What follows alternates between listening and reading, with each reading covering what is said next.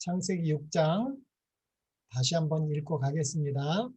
사람이 땅 위에 번성하기 시작할 때에 그들에게서 딸들이 나니 하나님의 아들들이 사람의 딸들의 아름다움을 보고 자기들의 좋아하는 모든 자로 아내를 삼는지라. 이 노앙수가 이렇게 직접적으로 나게 된 원인이, 이 하나님의 아들들은 셋의 후손들이라고 그랬잖아요. 그들이 이 세상의 아름다움 보고 이렇게 혼합됐을 때, 쉽게 말하면 이렇게 바벨이 돼 버렸다는 거죠. 예. 그래서 우리가 저번에 우리 영감의 글에 얼마 동안 두 부류의 사람들은 서로 떨어져 살았다. 가인의 시족은 그들의 최초의 정착지에서 퍼져나와 셋 자손들이 사는 평원과 골짜기에 흩어졌다. 셋의 후손들은 악에 물들게 하는 그들의 가마를 피하기 위하여 산지로 물러나 그곳에서 살았다. 이와 같이 서로 떨어져 사는 동안에는 그들은 하나님을 예배하는 일에 순결을 유지하였다. 그러나 시간이 흐름에 따라 그들은 점차로 골짜기의 주민들과 위험을 무릅쓰고 섞이기 시작하였다. 이 교자는 최악의 결과를 초래하였다. 하나님의 아들들이 사람의 딸의 아름다움을 보았다. 셋 자손들이 가인의 후손의 딸들의 아름다움에 혹하여 그들과 통혼함으로 여호와를 불쾌하게 하였다. 그래서 이 셋의 후손들이 은둔한 생활을 한 건 아닙니다. 우리가 노아나 에녹의 삶을 통해서 그들이 모두에게 이 복음을 전했다는 것을 저번에 들었습니다. 근데 우리 여기 창세기 6장 3절에서 잠깐 배울 게 있습니다. 여호와께서 가라사대 나의 신이 영원히 사람과 함께하지 아니하리니 이는 그들이 육체가 됩니다. 이게 참 쉬우면서도 어려운 것 같아요.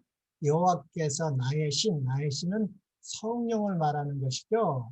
이 성령을 말하는 건데, 성령이 영원히 사람과 함께 아니하니, 우리 베드로에서 보면 성령께서 노아의 시대에도 우리 에녹이나 노아나 모두셀라 이렇게 통해서 이 복음을 전했다고 그랬습니다. 그러나 이들이 성령을 완전히 이제 부인할 때, 여기 이는 그들이 육체가 됨이라 했는데, 여기 이는이라는 말이 두 가지 번역이 될 수 있다고 이 원어를 보면 그렇게 나와 있습니다. 이는이라고 번역할 수도 있고, 이게 범죄하다라고도 번역할 수 있는가 봐요. 이게 이는이 히브리어로 감이라고 번역하면 단순히 추가, 영어로는 addition이나 축적을 나타내는 불변화사로 이용된대요. 그렇게 불변화사로 이용될 때는 이는 이렇게 추가적인 의미에서, 그리고 이는이 샤감으로 번역될 때는 이 뜻이 방황하다, 길을 잃다, 범죄하다라는 뜻이랍니다.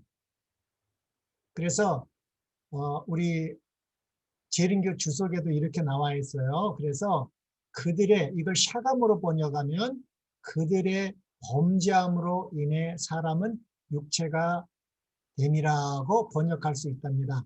이게 성경적, 이 성경 욕심 전체적인 번역이라고 볼 수 있습니다. 예. 그래서 아담이 선악을 알게 하는 나무를 먹음으로 어떻게 됐어요? 하나님과 거리가 생겼다는 말은 성령께서 떠나셨다는 말이죠. 왜냐하면 로마서 8장 2절에 보면 그리스도 안에 있는 생명의 성령의 법이라고 했기 때문에, 하나님의 생명이 떠나갔다는 것은 성령이 떠나갔다는 말이기 때문에, 그래서 이 성령이 없는 사람들을 육체가 된 것이죠. 성령이 떠나가는 이유는 범죄했기 때문에. 그래서 이렇게 번역하는 것이 다른 해석이라고 생각합니다. 그래서 그들의 범죄함으로 인해 사람은 육체가 됨이라. 그래서 완전히 성령을 떠나게 하는, 그래서 여기서 이 육체가 됨이라는 말은 창세기 6장 3절에는 타락한 육체를 말합니다. 원래 하나님께서는 하나님의 형상으로 빚으셨지 타락한 육체를 만든 적이 없죠. 범죄함으로 하나님의 형상으로 창조된 사람이 타락한 육체가 됐다는 말입니다. 이게 이 노아 홍수 당시에도 하나님께서는 우리 믿음의 선조, 우리 셋의 후손을 통해서, 노아를 통해서, 에녹을 통해서 이렇게 복음을 성령을 통해서 이렇게 전하셨지만, 그들이 그 복음을 끝까지 거절할 때 이 성령께서 떠나시면 그들이 육체가 됐다는 말이나 같은 말인 거죠. 그래서 아담이 선악을 알게 하는 나무를 먹음으로 말미암아 어떻게 됐어요? 하나님의 형상이 육체가 된 같은 말을 표현하는 것입니다. 그런데 성경 66권에서 육체라는 말을 다 타락한 육체라고는 볼 수가 없습니다. 한번 보겠습니다. 이 육체, 육신으로 번역된 이 아담이 선악을 알게 하는 나무를 먹고, 이 육체, 육신이라는 뜻은 히브리어로 바살이고 신약 성경은 헬라어로 번역했기 때문에 살크스입니다. 그래서 이 모든 번역이 타락한 육체를 가리키지는 않습니다. 첫째, 이 육체로 번역된 바사르나 살크스는 동물의 몸, 또 살, 고기를 그렇게 다 번역했습니다. 또 사람의 몸, 또 육체, 피부를 포함하는 이 살 부분이란 의미도 사용됐습니다. 네? 그래서 또 인류, 사람 자체로도 사용됐습니다. 성경을 보면. 그리고 이제 세 번째가 타락한 육체, 죄의 인격체로 사용됐습니다. 그래서 제가 왜 이런 말을 안 하면, 우리 교회 안에서도 예수님이 말씀이 요한복음 1장 14절에 보니까 1장 14절에 보니까 말씀이 육신이 됐다고 그랬잖아요. 그래서 이 육체나 육신, 바사르나 살크스는 성경 모든 성경에서 이거는 다 죄의 인격체를 말한다. 그래서 예수님의 인성이 타락한 인성을 가지고 오셨다. 그렇게들 주장하는 사람들이 있습니다. 그래서 절대 그것이 아니라는 것이, 이 육체, 육시라는 말이 세 가지 용어로 뭐 동물의 몸, 살, 뭐 인류 전체, 또 이렇게 죄의 인격체, 이 세 가지로 됐기 때문에 무조건 예수님도 육신이 됐다 해서 죄의 인격체가 됐다고 해석하면 안 된다는 것입니다. 한번 보겠습니다. 창세기 2장 24절에 보니까 이러므로 남자가 부모를 떠나 그 아내와 연합하여 둘이 한 몸을 이룰지니라 했습니다. 여기서 한 몸이라는 말이 바스라인데, 여기서 이걸 갖다가 육체, 육신으로 번역할 수가 있는데 이것은 범죄하기 전인데 이게 타락한 인격체라고 말할 수가 없죠. 네. 그래서 그러면 이거는 빼고, 그런데 또 우리 신약에서도 예수님께서 마태복음 19장 6절에 보면 이러한즉 이제 둘이 아니요 한 몸이니 그러므로 하나님이 짝지어 주신 것을 사람이 나누기 옳다 할지니라. 예수님께서 친히 이렇게 말씀하셨습니다. 여기다 한 몸이 살크스입니다. 헬라어로. 여기서 이게 죄의 인격체가 됐다는 말이 절대 아닌 것이죠. 또 우리 예수님께서 친히 이렇게 말씀하셨습니다. 요한복음 6장 53절에 보면 예수께서 이르시되 내가 진실로 진실로, 이 진실로 진실로 할 때는 중요하다고 그랬죠. 너희에게 이르노니 인자의 살을 먹지 아니하고 인자의 피를 마시지 아니하면 너희 속에 생명이 없느니라. 이 살과 피를 먹지 아니하면 우리가 구원을 못 받는단 말인데, 이거 영적 의미죠. 예, 영적 의미인데 이거는 다음에 설명하기로 하고, 오늘 배울 이 살이라는 말이 헬라어로 살커스입니다. 예, 그래서 이 살, 그럼 예수님의 살이 이 타락한 인격체의 살을 먹으라는 말입니까? 절대 그 말이 아니죠. 그래서 이 살크스나 바사르는 그냥 살, 몸, 사람이라고도 번역해도 문제가 없는 것입니다. 그래서 예수님의 인격체를, 그러니까 타락한 인격체를 먹으라, 절대 그런 말이 될 수가 없는 것이죠. 그래서 요한복음 1장 14절에 말씀이 육신이 되어 우리 가운데 거하시며 우리가 그 영광을 보니 아버지의 독생자의 영광이요 은혜와 진리가 충만하더라 해서, 여기 육신이 살커스이기 때문에 무조건 타락한 인격체를 가지고 오셨다. 아니십니다. 그냥 여기서 육신이란 말은 그냥 사람이 되었다. 왜? 사람의 죄를 담당하셔야 되기 때문에 사람이라는 표현이지 절대 죄의 인격체를 말하는 것이 아닙니다. 앞뒤의 문장을 읽어보면 알 수가 있는 것입니다. 앞뒤의 문장을 읽어보면 이게 보통 몸을 말하는구나. 결혼할 때 한 몸이 되라. 이거는 뭐 짐승의 고기나 뭐 사람의 살이나 또 이게 사람 자체구나. 이것은 앞뒤 문장을 잘 읽어봐야 됩니다. 또 요한복음 17장 2절에 보니까 아버지께서 아들에게 주신 모든 자에게 영생을 주게 하시려고 만민을 다스리는 권세를 누구에게요? 아들에게 주셨음이로소이다. 여기서 만민이 또 살크스입니다. 여기서는 사람이란 말이죠. 여기서도 뭐 죄의 인격체라는 말이 아니죠. 그냥 이 만민이라는 것은 사람, 모든 사람을 말하는 것입니다. 또 죄의 인격체로 사용한 데가 있습니다. 로마서 8장 6절에 보니까 육신의 생각은 사망이요 영의 생각은 생명과 평안이라. 로마서 8장에서 말하는 이 육신, 이 하나님의 영, 성령이 없는 사람들, 이것을 육신이라고 했고, 그 육신의 생각, 이것은 반드시 맞습니다. 이건 죄의 인격체고, 로마서 6장 3절에도 이 하나님의 신이 떠난 이는 그들이 육체가 되니라 했을 때 이것도 죄의 인격체를 말하는 건 맞습니다. 그러나 성경 전체에서 이 살크스나 바사르가 모두 죄의 인격체로 쓰였다고 하는 것은 성경적으로 맞지 않기 때문에 한번 짚어보고 한 것입니다. 그리고 이제 창세기 6장 3절에 그러나 그들의 날은 120년이 되리라 하시니라. 그래서 창세기 6장 3절에도 이렇게 의문이 맞습니다.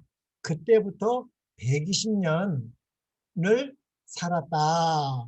그렇게 주장하시는 분이 있는데 여기서 이게 120년이라는 말이 아니고 이것은 역사적 애언 연대를 말하는 것입니다.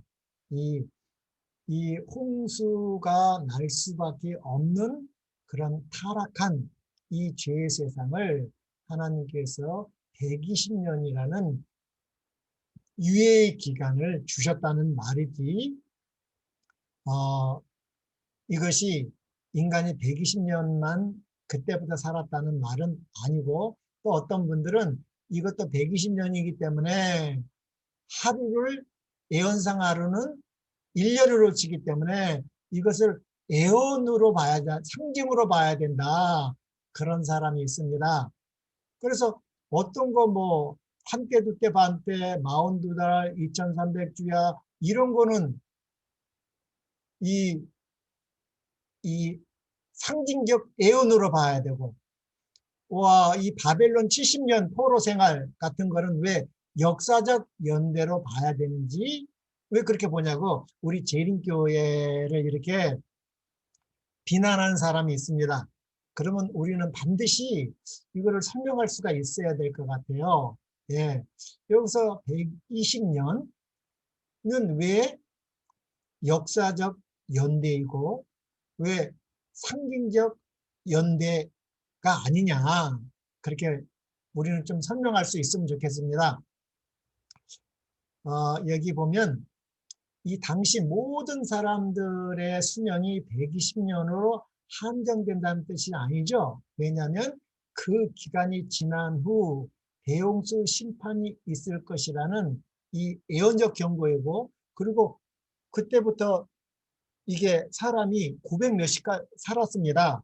그래서 절대로 이 120년이라는 수명으로 말하는 거면 안 되고, 여기서는 예언적 이 경고를 말하는 것입니다.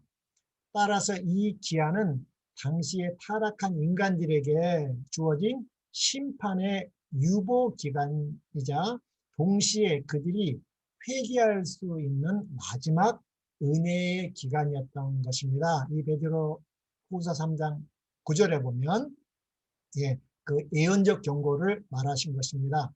또 이 120년 뭐 2300주야 이거를 어떻게 구분하느냐, 참 쉽지가 않은데 이렇게 구분하면 쉽더라고요. 예를 들어서 년 있죠? 1년. 연이라는 표현이 있으면 그 연대가 상징적 예언 연대라는 것을 알 수가 있습니다.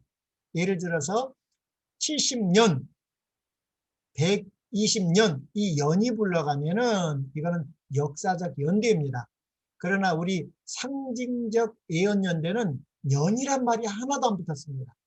71에 2300주야 42달 한때 두때 반때, 또 이것을 성경을 짝을 찾아서 해석해서 맞고 앞뒤를 읽어보면 이것이 상징을 말하고 있구나, 상징적 예언 연대를 말하고 있구나를 알 수가 있습니다.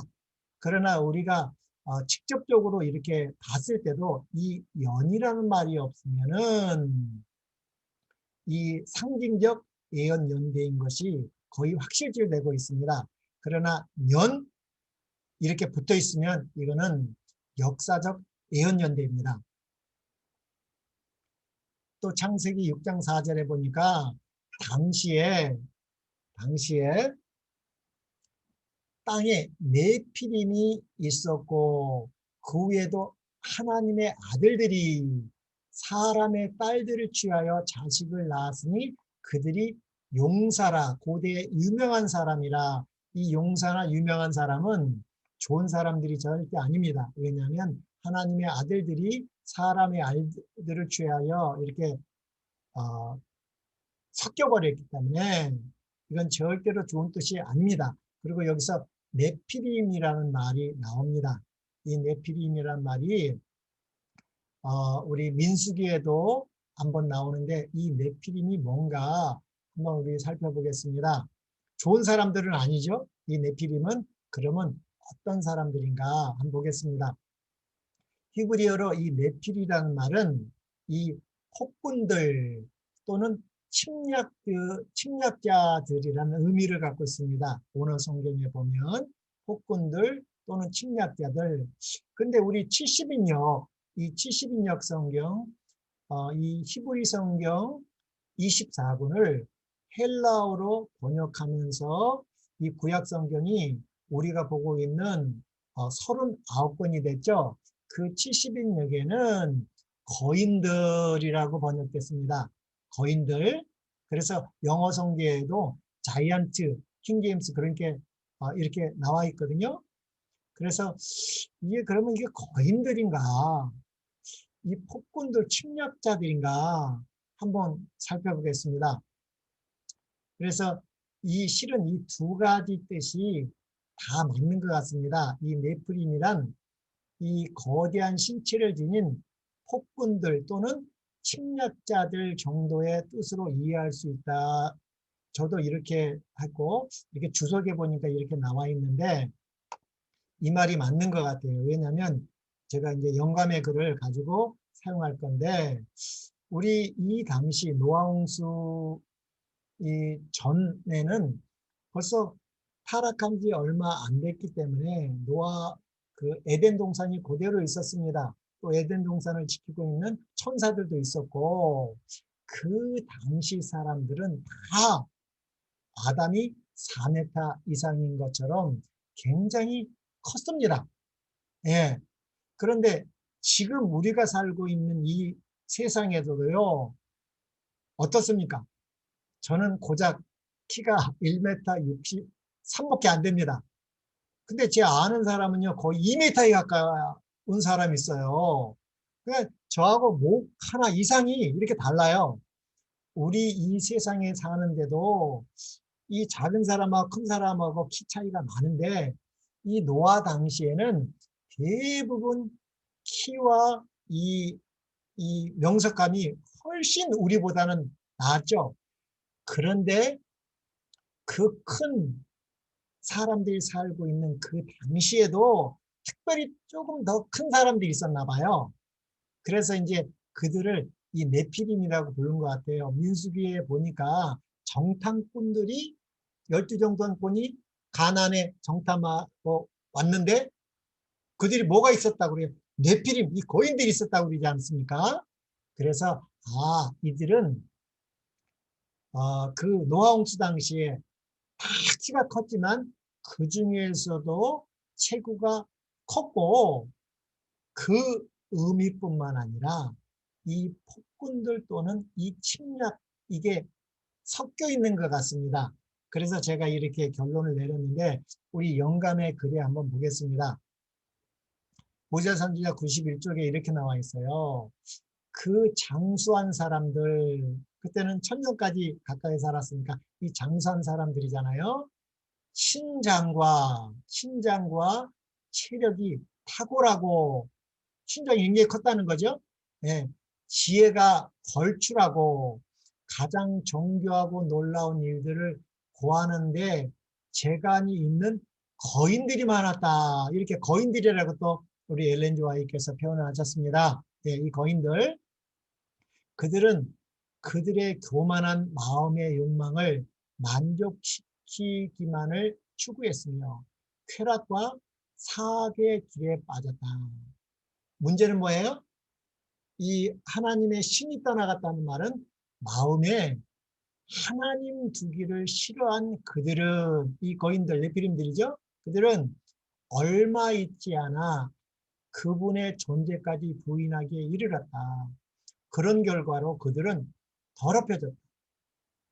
여호와께서 사람의 죄악이 세상에 관영함과 그 마음의 생각의 모든 계획이 항상 악할 뿐임을 보시고 온 땅이 하나님 앞에 폐괴, 부패하여 강포, 폭력이 땅에 충만한지라. 이게 6장 4절입니다. 아까 지금 네피림이 6장 4절의 그 네피림 하나님의 아들들과 사람의 딸들이 혼합돼서 된 결과에 대해서 이렇게 나와 있습니다. 그래서 엘렌 지 화이트도 이렇게 표현한 것 같아요. 그래서 하나님께서는 사람에게 당신의 계명을 생애의 법칙으로 주셨으나 그분의 율법은 범해졌으며 그 결과 생각해 낼 수 있는 온갖 죄가 나타났다. 사람들의 사악함은 공공연하고 담대하였으며 공의는 땅에 짓밟힌 바 되고 압제받는 자들의 부르짖음은 하늘에 상달됐다. 그래서 이 네피림들은 이 거인들뿐만 아니라 핵심은 이렇게 부패하고 이 폭력적인, 그래서 이 네피림은 이 특별히 더 거대한 신체를 지닌 폭군들 또는 침략자들 정도로 해석하는 것이 저는 이렇게 생각하고 있습니다. 그리고 계속해서 읽어보겠습니다. 태초에 하나님께서 정하신 바와는 반대로 이 네피림들이 거인들은 이 일부 다처가 매우 일찍이 시작되었다. 결혼관계나 재산의 소유권도 존중되지 않았다. 이웃의 아내나 소유물이 탐이 났을 때 누구든지 뭐래요? 폭력으로 빼앗았으며 사람들은 그들의 난폭한 행위를 의수대며 자랑했다. 그들은 동물을 죽이는 일을 낙으로 삼았다. 그리고 육식을 하나님께서 허락도 안 했잖아요. 육식은요. 그때 노왕수 이후에 허락하셨지만 육식을 함으로 그들은 더욱 더 잔인하고 피에 굶주리게 되었다. 그리하여 마침내 그들은 인간의 생명을 놀랍게도 대수롭지 않게 여기게 되었다. 세계는 그 초기에 있었으나 이 세상 창조한 지 그 초기밖에 안 됐잖아요. 죄악은 매우 깊고 널리 퍼져서 하나님께서 더 이상 그것을 참으실 수 없으셨다. 그리하여 그분은 마침내 나의 창조한 사람을 내가 지면에서 쓸어버리겠다고 말씀하셨다. 그분은 당신의 영께서 언제까지나 범죄한 인류와 다투지는 않을 것이라고 선언하셨다. 그래서 이 창세기 6장 3절에 여호와께서 이 나의 신 성령을 거두시고 그래서 그 이유는 그들이 범죄함으로 육체가 됐다고 그랬습니다.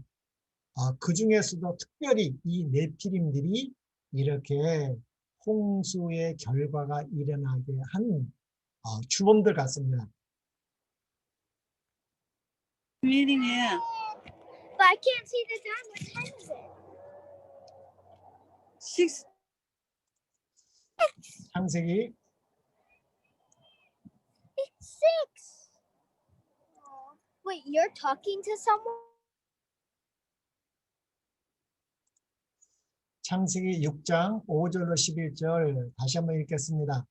여호와께서 사람의 죄악이 세상의 관영함과 그 마음의 생각의 모든 계획이 항상 악할 뿐임을 보시고 땅 위에 사람 지으셨음을 한탄하사 마음에 근심하시고 가라사대 나의 창조한 사람을 내가 지면에서 쓸어버리되 사람으로부터 육축과 기는 것과 공중의 새까지 그리하리니 이는 내가 그것을 지었음을 한탄함이라 하시니라. 11절 온 땅이 하나님 앞에 폐기하여, 폐기는 부패를 말하는 것이고 강포, 폭력이 땅에 충만하게 되었다고 이 창세기 6장 1절부터 이렇게 앞뒤로 읽어보니까 이렇게 설명이 되어 있는 것 같습니다.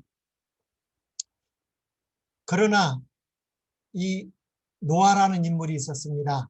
창세기 5장 29절에 보니까 이름을 노아라 하여 가로되 여호와께서 땅을 저주하심으로 수고로이 일하는 우리를 이 아들이 아니하리라 하였더라. 그래서 이 노아라는 뜻이 이렇게 나와 있습니다. 아니라는 뜻입니다. 더 쉽게 말하면 위로, 더 쉽게 말하면 쉼이라는 말입니다. 예, 이렇게 부패하고 폭력이 난무한 시대에서도 누가 있었어요? 하나님께서 이 노아를 보내셨다는 것이죠. 이것을 한글 킹제임스는 이렇게 번역됐습니다. 그의 이름을 노아라 부르고 말하기를 이 아이는 주께서 저주하셨던 땅으로 인한 우리의 일과 우리의 손의 노고에 관하여 우리를 위로할 것이라 했더라. 근데 이제 우리 공동주 번역에 보면 더 직역으로 번역을 했습니다. 이름을 노아라고 지어주며 이 아들은 야훼께서, 야훼는 이 여호와를 이 원어에 가까이 부르면 이렇게 야훼라고 또 할 수 있습니다. 여호와, 야훼. 네. 여기는 여호와나 야훼는 같은 말입니다. 여호와께서 땅을 저주하시고 고생하며 일하던 우리를 뭐예요?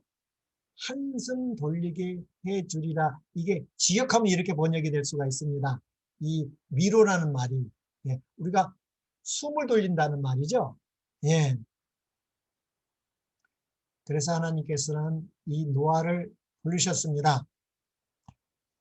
창세기 5장 32절 노아가 500세 된 후에 셈과 함과 야벳을 낳았더라. 그래서 이 노아라는 뜻은 위로 아니 쉼이라는 뜻을 갖고 있고, 그래서 우리가 이 성경을 읽다 보면 이렇게 좀 어려운 문장이 있어요. 500세 된 후에 셈과 함과 야벳을 낳아서 새 쌍둥이를 낳았다고 말하는 사람도 있는데 절대 그러지 않습니다. 이 앞뒤 또 다음 성경절을 읽어보면 시간이 되면 한번 살펴보겠지만 실은 제일 큰 형이 야벳입니다. 야벳, 그 다음에 셈이고 그 다음에 함입니다.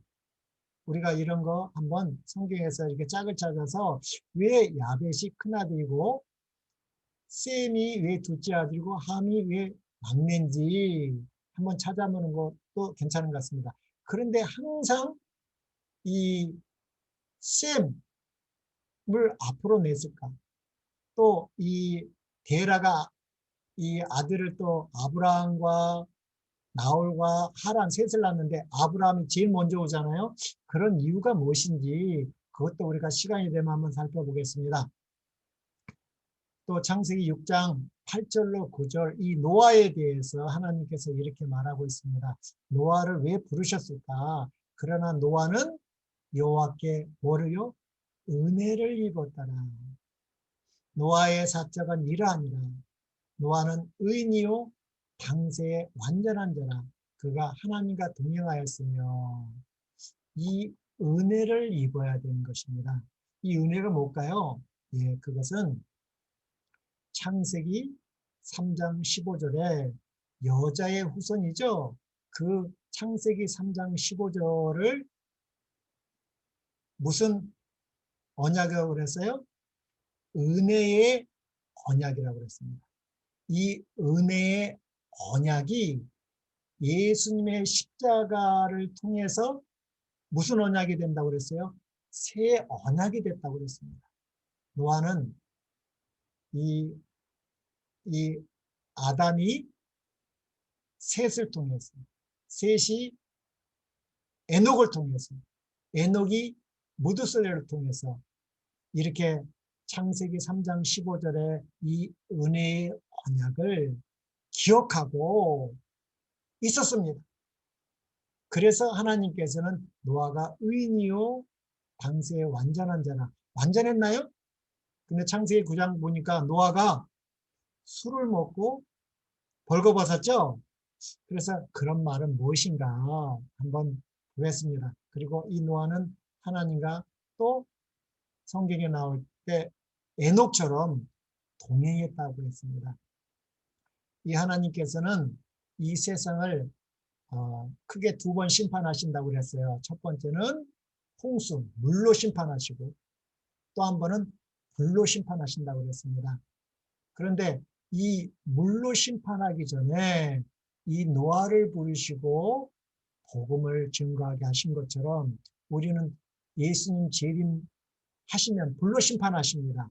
그래서 이 예수님 재림하시기 전, 불로 심판하시기 전에 우리도 이 노아나 에녹처럼 어떻게 우리가 복음을 전해야 되고 그들은 무엇을 봤기 때문에 이렇게 전하는가? 그것이 여호와께 은혜를 입었더라. 이 은혜가 창세기 3장 15절에 은혜의 언약을 믿고 아벨처럼 순종했다는 말이죠. 예. 그래서 하나님께서는 120년의 유예 기간을 예언으로 주시고 이 노아에게 방주를 짓습니다. 그 당시에는 안개나 이 이슬로 이 물을 충분히 하나님께서 공급하셨고 비라는 것은 오지 않았습니다. 근데 이 큰 방주를 이 홍수가 온다고 이 배를 이 산에서 이렇게 짓고 있으니 얼마나 많은 사람들이 비웃고 또 이렇게 비웃으러 온 사람들에게 노아는 얼마나 복음을 또 열심히 전했겠습니까? 우리 성경에는 아주 자세한 내용은 안 나오지만 우리 영감의 글을 통해서 이때 상황을 한번 봐야 되겠습니다. 이 노아 시대를 반드시 우리는 왜 공부해야 되는가? 그것은 예수님께서 마태복음 24장 또 누가복음, 마가복음 이 말세에 나타난 징조를 통해서 말씀하셨습니다. 이 노아 홍수 전에 노아가 그렇게 복음을 전한 것처럼 예수님 재림하기 전에도 어떻다고요? 이 노아 홍수 때와 같다고 그랬습니다. 그러면 우리는 반드시 이 노아 홍수에 어떤 일이 일어났고 어떻게 복음을 전했는지 알으라는 것입니다. 예, 그 징조 중에 하나가 노아의 시대와 같다고 했기 때문에 우리는 반드시 알아야 될 것 같습니다. 이 창세기 6장 13절로 6절에 보니까 하나님이 노아에게 이르시되, 노아를 불렀죠? 모든 혈육 있는 자의 강포가 땅에 가득함으로 그 끝날이 내 앞에 이르렀으니 내가 그들을 땅과 함께 멸하리라. 너는 잣나무로 너를 위하여 방주를 짓되 그 안에 간들을 막고 역종으로 그 안팎에 칠하라. 그 방주의 제도는 이러하니 장이 300규빗, 광이 50규빗, 고가 30규빗이며 거기 창을 내되 위에서부터 한 규빗에 내고 그물은 옆으로 내고 상중하 3층으로 할지니라. 이렇게 하나님께서 노아를 부르시고 이렇게 친히 말을 했습니다. 그리고 창세기 6장 17절로 18절에서 제가 이 언약이라는 말을 깨달았습니다. 그래서 아까쯤에 제가 여기서 말한 이 여호와께서 이 노아는 여호와께서 은혜를 입었다는 말을 확실히 깨닫게 된 것이 이 성경절입니다. 17절로 18절을 보니까 내가 홍수를 땅에 일으켜 무릇 생명의 기식이 있는 육체를 천하에서 멸절하니 땅에 있는 자가 다 죽으리라. 그러나 너희는 내가 내 언약을 세우리니 너는 내 아들들과 내 아내와 내 자녀들과 함께 그 방주로 들어가라. 이것이 노아에게 준 그 은혜의 언약을 말하는 것입니다. 예. 우리 영감의 글에 또 보겠습니다. 홍수 120년 전에 영감에 그렇게 이것을 예언으로 주셨다는 말이 나오죠. 주께서 거룩한 천사를 통하여 노아에게 그분의 계획을 나타내시고 방주를 짓도록 지시하셨다. 방주를 짓는 동안 그는 하나님께서 세상에 홍수를 내리셔서 악인들을 멸하실 것이라는 기별을 전파하기로 되어 있었다. 이 기별을 믿고 회개와 개혁으로 그 사건을 위하여 준비하는 자들은 용서를 받고 구원을 얻을 것이라고 했습니다. 그렇게 타락하고 어떻하든 간에 상관없습니다. 품성이 어떻고 거짓말을 했고 도둑질했고 상관이 없습니다. 정말 이 은혜의 언약을 믿고 방주에 타면 용서를 받고 구원을 얻는다고 그랬습니다. 이 방주는 그 타락한 시대 모든 사람이 다 탈 수 있는 그런 배였습니다. 노아의 설교를 살아서 들은 무드셀라와 그의 아들들도 방주 짓는 일에 조력했다고 그랬죠. 그러나 이 무드셀라가 죽던 그 달인가에 이 홍수가 났습니다. 그래서 이 무드셀라는 홍수 나기 전에 노아처럼 이 방주 짓는 데 조력을 했고 죽었습니다. 예. 그래서 이 그리고 하나님께서는 노아에게 방주의 정확한 치수와 건축에 관하여 세부에 이르기까지 일일이 확실한 지시를 주셨다. 인간의 지혜로는 그렇게 강력하고 내구성 있는 큰 건축물을 고아내낼 수 없었다. 하나님은 설계자이시고 노아는 뭐예요? 건축가였다. 그래서 이 노아 방주는 그것은 물 위에 뜨게 하기 위하여 선체, 이렇게 보면 배와 같이 건조되었으나 여러 면에서 집을 더 닮았다. 그것은 3층으로 되어 있었으므로 문은 옆에 하나밖에 없었습니다. 우리 성소를 보니까 뜰이 있고 성소가 있고 지성소로 되어 있죠. 예, 그런 것처럼 또 이 성소로 들어가는 입구는 하나입니다. 예, 그런 것처럼 이 성소같이 좀 생긴 것 같습니다.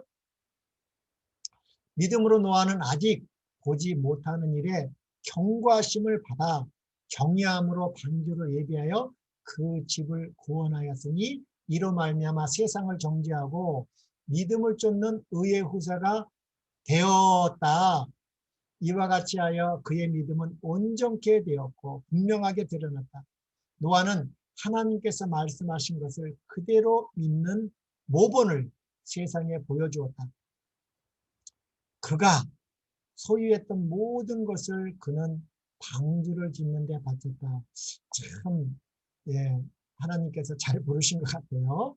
그가 마른 땅 위에 저 굉장한 배를 짓기 시작하였을 때 많은 군중은 사방에서 그 이상한 광경을 보려고 또 그 비범한 설교자의 진지하고 열렬한 말을 들으러 갔다.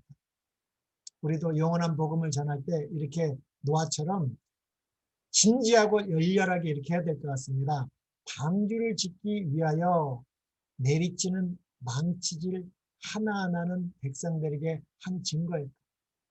120년 동안 노아의 이 방주가 이 복음의 도구였던 것 같습니다.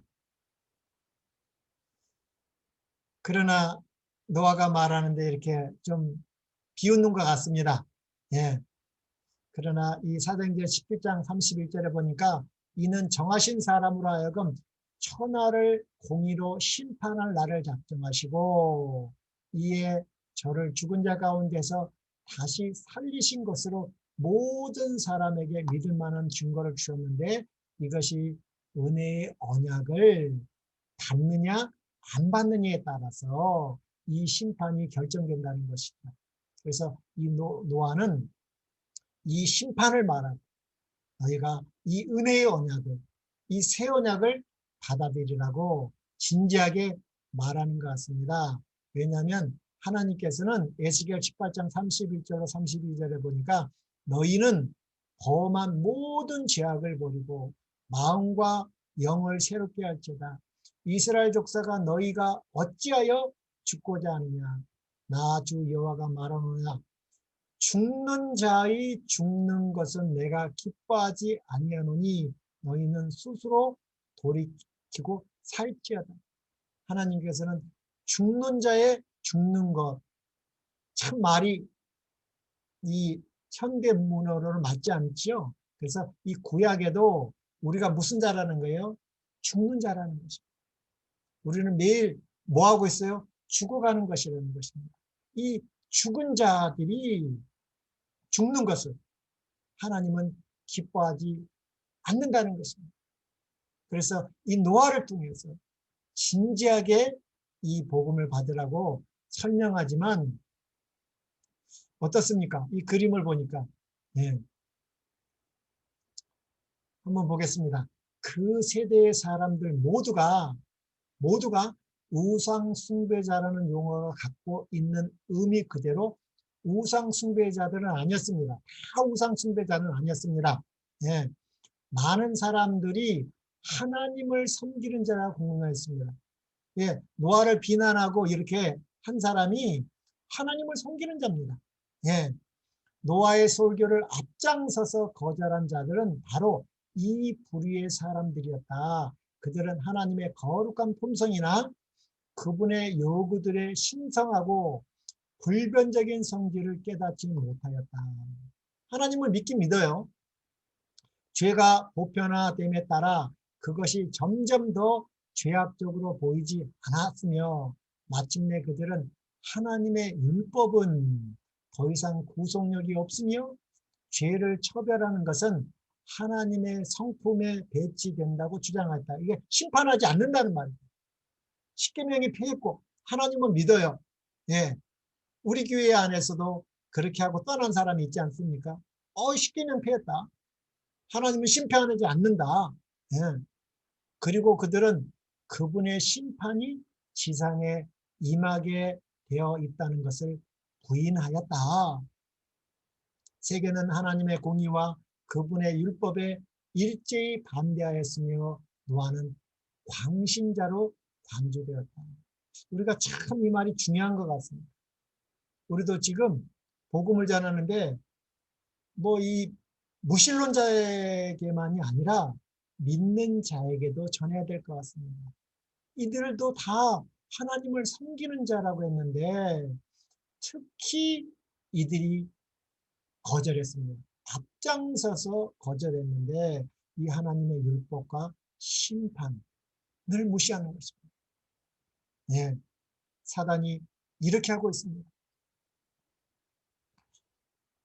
이 그림을 보니까 어땠어요?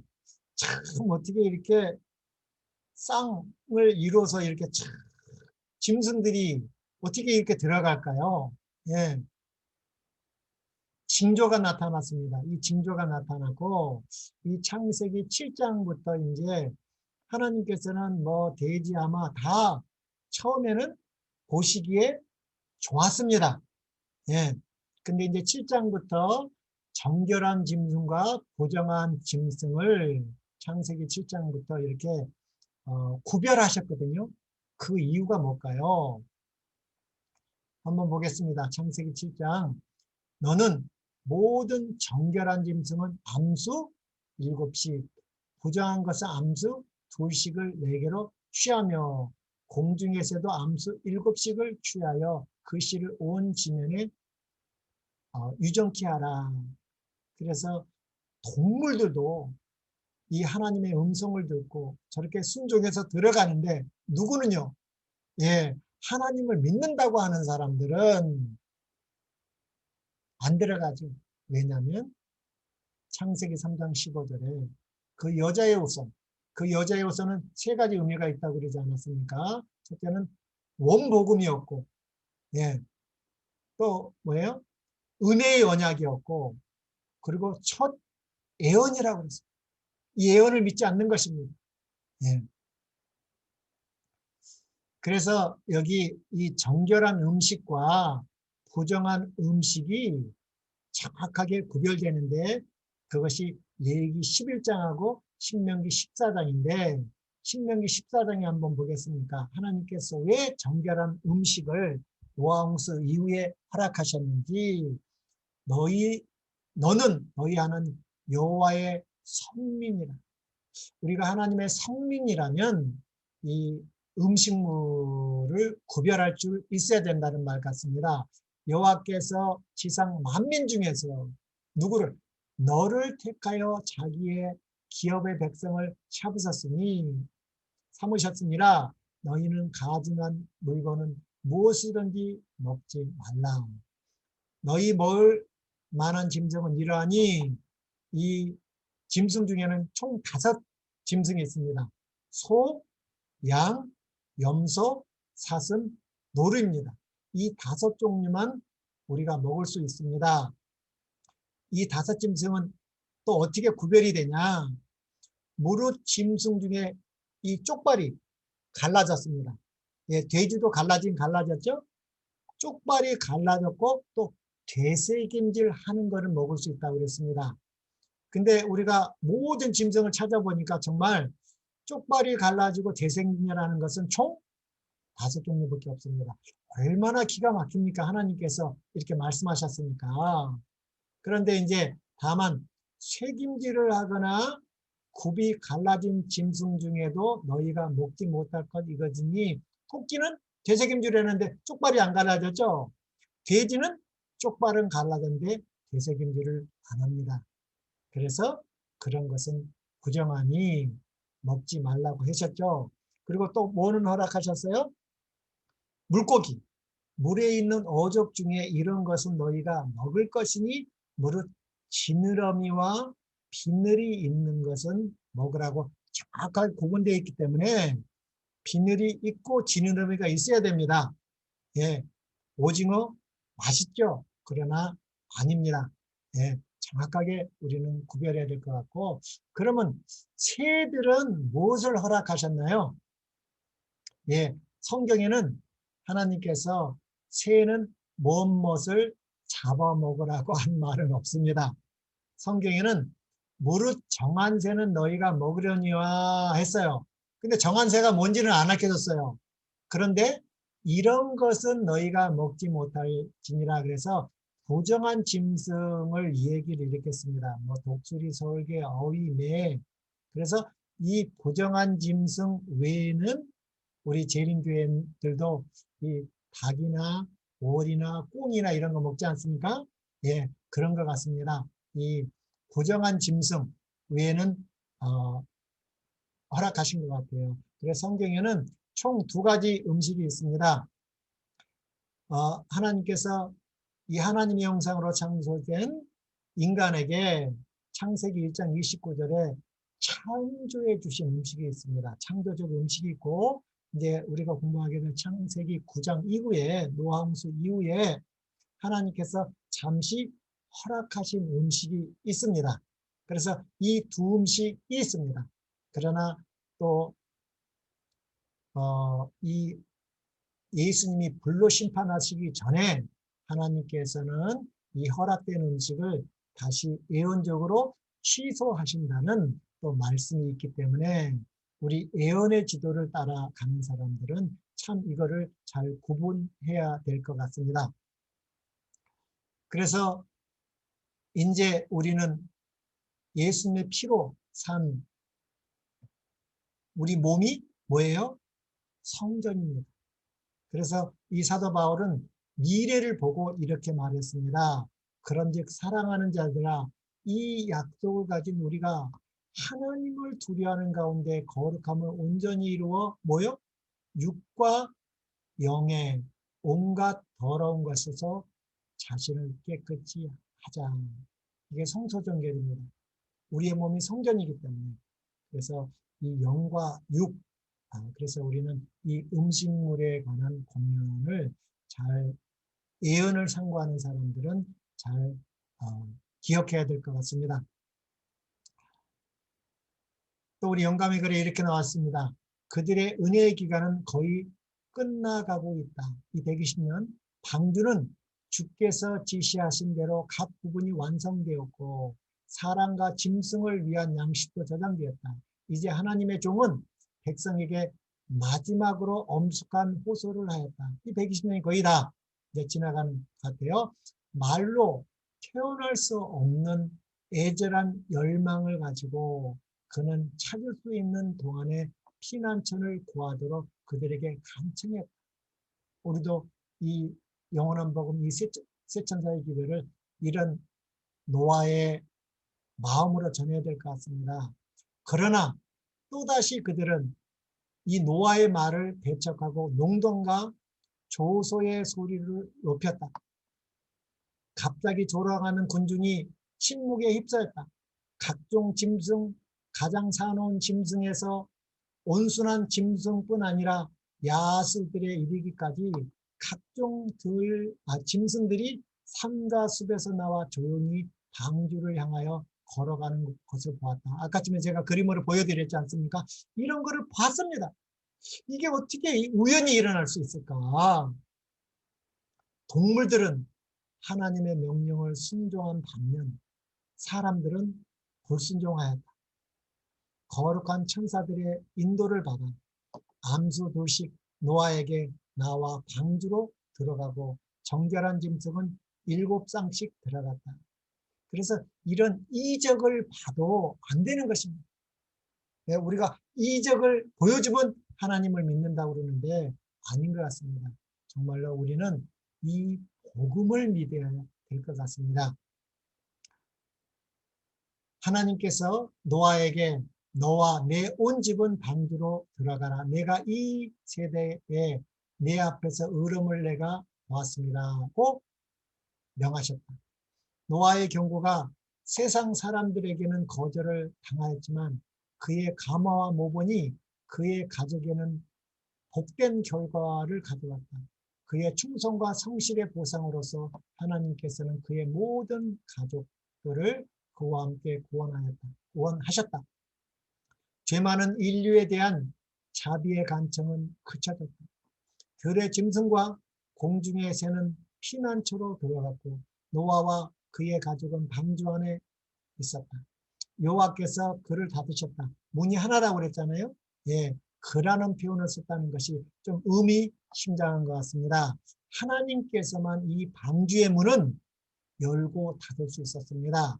그래서 여기 보면 하나님의 인이 그 문에 지켰다.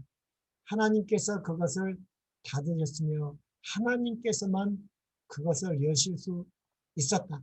그와 같이 하늘의 구름을 타고 오시기 전에, 불로 심판하시기 전에 그리스도께서 죄인을 위한 그분의 중보를 그치시고 한 번 더 있죠. 이게 자비의 문은 닫힐 것이다.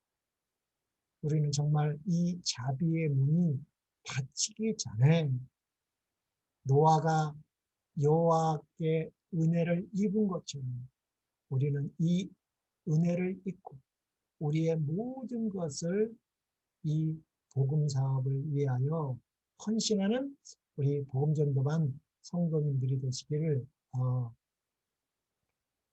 기원합니다. 또 시간이 돼서 우리 노아 홍수에 대해서 또 목요일 날 다시 공부를 하겠습니다.